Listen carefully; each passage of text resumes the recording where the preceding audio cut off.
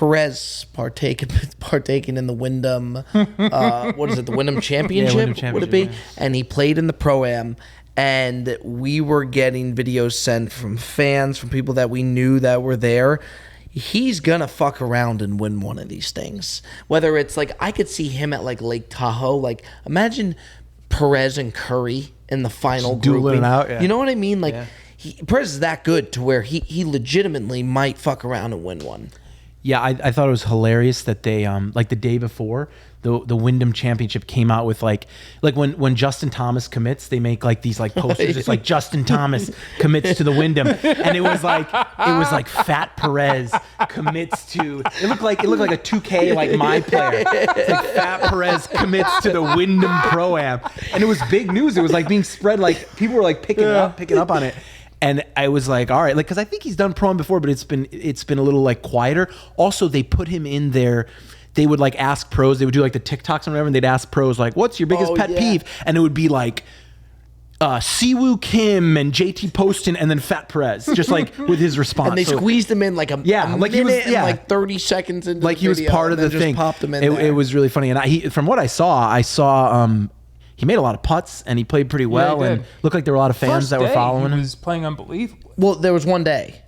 Well, the front nine, though. Wasn't he like He was 4 under through 9. Unbelievable.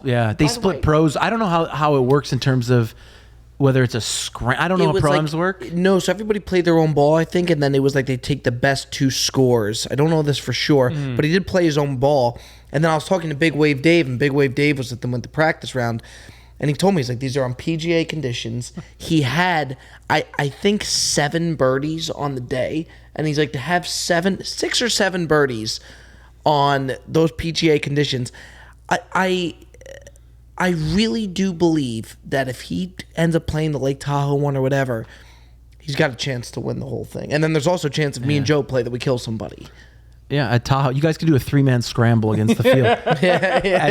At Tahoe, I think he... I think I'm trying to think who would, and I don't want to.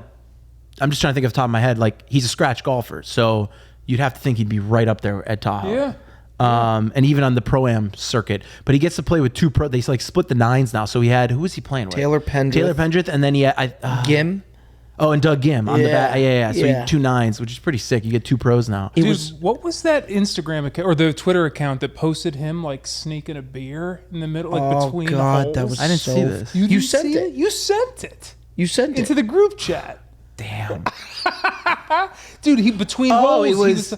Was it the news article? No, it was like Oh, it was like the Carolina Sun or something. It had like a picture of him, and it was like Fat Perez enjoys himself during the famed influencer. He's on the green and he's chugging this beer. Somebody DM me, they're like, because the article said he was sipping a beer, and somebody said, if that's sipping a beer, then chugging it is eating the whole can. That's good. It was so good. But it was wild to see fans sending in videos from like behind the ropes of like Perez. Would you be nervous to play in a Pro-Am? Fuck yeah. Yeah, you would? Oh, yeah. But wouldn't you come in with the expectation that everybody knows, like, you're going to play how you play? It's not that. Like, it's probably more nerve-wracking for Perez because people are expecting him to play well. Yes, you're right about that. It's not that. I could care less. As far as how I play, I wouldn't really care. I'd want to play well, but if I didn't play well, I wouldn't care. My thing is...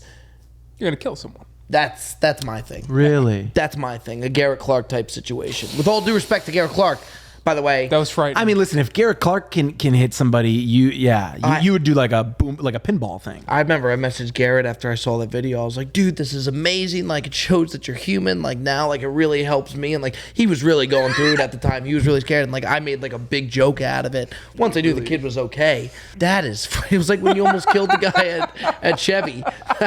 You want to talk about an anxious moment in my life? That was one of the You almost killed the guy? You don't know this story? No. Okay, so the day before we flew to San Jose to play against Barstool, the day before, Perez was in town. Monterey, the day before, Bob, I remember like every single small detail of this. We get to Chevy, and somebody was hosting us at Chevy. You knew a member, and he's like, come play Chevy. Like we just had nothing to do that day, you guys. So we went and we played, and he was like a real chill dude, and it was the first time I think we ever played me, you, and Perez maybe like together. Yeah. And Chevy's like Where a was weird Joe? Why course. wasn't Joe there? I'm not sure. He might have been working. Yeah, That's yeah, what he it probably was. working. Yeah, he was working. Yeah, he was working. I just said I'll remember every detail. No idea where Joe was. But we get to the 6th hole, and I'm like, whatever. I think I was just like, I was nervous about the match with foreplay in general because I knew I was like, I hadn't played, and I was like I was a little nervous going into that. And it was a par 3, 6th hole, I believe, at Chevy. And the member's standing right behind us. Nicest guy in the world. Nicest guy in the fucking really world. was. One of the and best you guys people were having a ever good time. played. I think you guys might have been gummied up or somebody was. That's correct. And I put the ball in the tee box. And I remember the green was like angled off to the right or to the left. So because I think I know what I'm doing, I lined up my ball on the right side of the tee box, right? And I like was like, all right, let me just like put this somewhere. I took a swing. The ball, club hit the ball. It was a 6-iron. Club hit the ball. It went directly right, hit the tee marker, okay, and flew backwards. It whizzed. It whizzed directly past the member's eye over the street to Morikawa's old home. And like we were just sitting there like waiting for like a glass to shatter. Nothing shattered, but then we look back. The guy was like on the ground because I almost killed him. He had to do like the full. Dude. And he like it, by the way, it ruined. Momentum was done after that. It was horrible. I almost killed a guy, and I was shook for 4 holes after. And he was such a nice guy. He's like, oh, don't worry about it. Like it was like Plinko. It's like ping, ping, ping. He's like a big like stoner guy, and he was just like after he did it, he was just like, it's all right, man. He's like, no worries about it, Jay. If it was an inch or two or a foot or two left of it, and how hard was I laughing? Oh, and he lost it. Bro, It was so bad. Bro, his worst nightmare is killing someone at a tournament like that, but he's never laughed harder than when one of us almost murdered someone. He was on the floor. I almost murdered someone at Moore Park. Was I there? Hold on. Was I there?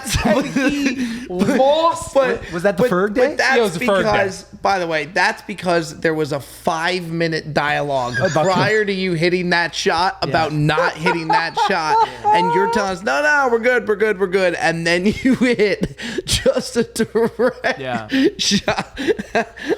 You love that shit. I love dude, misery, dude. When that, I I'm saying, love misery. Tig, when your ball's in the air, you probably saw it all crashing down. I didn't even have time for that because it hit, gone, and then I turned around and realized, and that's when I had like the retroactive panic that I might kill a guy, and it was bad, and it shook me to my core. He was legitimately he was. And Bob was shook. obviously laughing his ass off, so it made it worse. And even Perez wasn't laughing. I think Perez was like at first Perez he was was like, a little what the shook fuck? by the moment, and then he was like joking about it. But you never want to be that guy. Like, and then everybody's like, almost like you feel like there's a target on your back. People are just looking at you the rest of the way, which I hate. Is that the closest you've ever come to hitting someone?